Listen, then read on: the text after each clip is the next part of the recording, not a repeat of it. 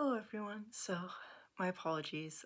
This is my third time trying to upload this Canvas video, but it's not really letting me, so my apologies if I look a little defeated at the moment. This is in regards to the discussion questions for recent crimes in or recent trends in violent crime. My apologies. And also another thing, I'm going to be looking in this direction a lot just because all my notes are in like this part of the screen. So if you see me looking here a lot, I apologize. And so, going into the first part of the discussion regarding violent crimes, linking to the article Myths versus Realities Understanding Recent Trends in Violent Crime. And from reading this article, I feel that the one the reason out of all the reasons they had given in the article regarding what could be the cause in this increase in violence over the last couple of years, which reason I find the most compelling and why.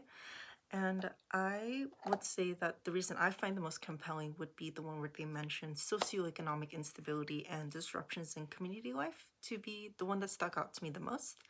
And so in the article, they had sort of mentioned how, and I feel like this is something that everyone still sort of remembers just because it was so recent, it wasn't really that long ago, about how, my apologies, COVID had sort of led to this increase in, had led to, my apologies, I read the wrong part, led to a severe recession in the economy, and also people had to move from working in the office to working at home in order to avoid infecting one another and getting infected, and this sort of leading to a lack of physical contact with one another. And I feel that this sort of lack of physical contact is a huge stressor that a lot of people felt during this time.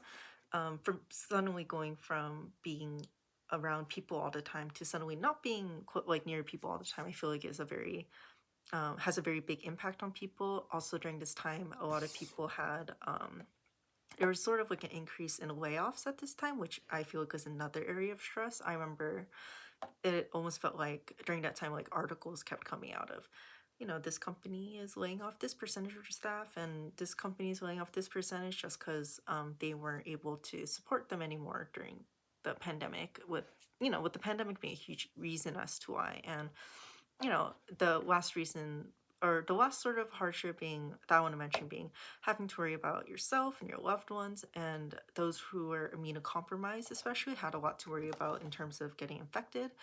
And these I feel like are just a small portion of the amount of hardships that people face during this time. And when we have these kind of hardships, we usually have the choice to turn to people who are close to us, our loved ones, our friends, and sort of talk.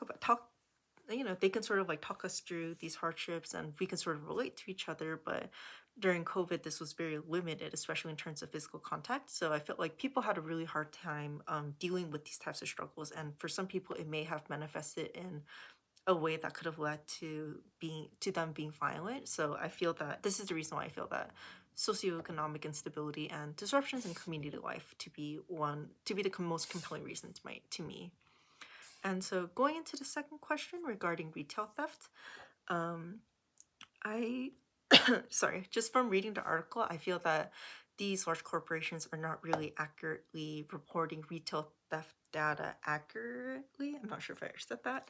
But a huge reason as to why was I feel like one of the points that they had mentioned was how a 2023 survey conducted by the National Retail Federation was conducted, but they only had around 117 retailers that responded, which, 117 retailers is a lot, but I feel like it's a very small pool in regards to the entirety of the U.S.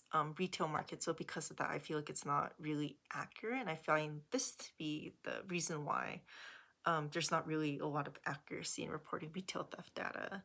And so, finally, going to the last question regarding immigration.